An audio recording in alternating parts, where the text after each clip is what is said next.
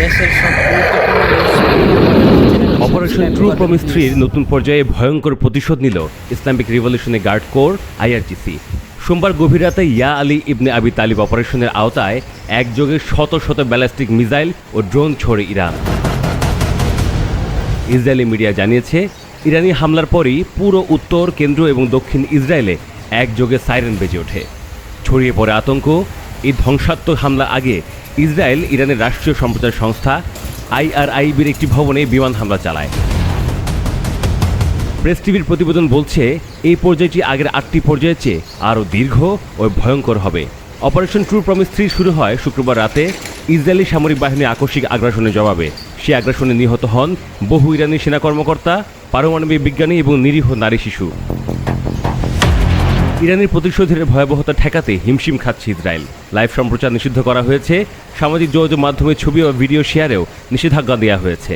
তবুও ফাঁস হয়ে যাওয়া কিছু ভিডিওতে দেখা গেছে আতঙ্কিত ইসরায়েলি বাসিন্দারা গুহা ও আশ্রয়কেন্দ্রে লুকিয়ে আছে।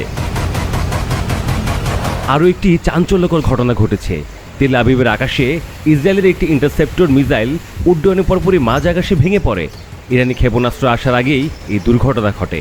আইআরজিসি মুখপাত্র জানিয়েছেন, গত 72 ঘন্টায় ইসরায়েলের 545টি লক্ষ্যবস্তুতে আঘাত হেনেছে ইরানের ড্রোন ও মিসাইল। এই ধাপে হামলা চলে ভোর পর্যন্ত। কোনো রকম বিরতি ছাড়াই এই আক্রমণ করা হয়। তিনি জানান, এটি একটি হাইব্রিড হামলা। একযোগে ড্রোন ও ব্যালিস্টিক মিসাইল ব্যবহার করা হয়েছে এই অভিযানে।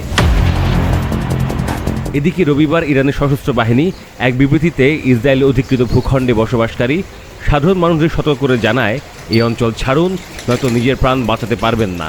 ইরানের সর্বোচ্চ নেতা আয়াতুল্লাহ খামেনি এক টেলিভিশন বার্তায় বলেন, এই রক্তের ঋণ শোধ করব আমরা। আঘাত এসেছে আমাদের আকাশে, এর জবাব হবে ধ্বংসাত্মক। মধ্যপ্রাচ্য এখন জ্বলন্ত আগ্নেয়গিরির মতো। বিশ্বের দৃষ্টি এখন তেহরান, তেল আবিবের দিকে। প্রতিশোধে এই আগুন কোথায় গিয়ে থামে, এর পরিণতি কতটা ভয়ঙ্কর হবে, চলছে সেই হিসেব নিকেশ।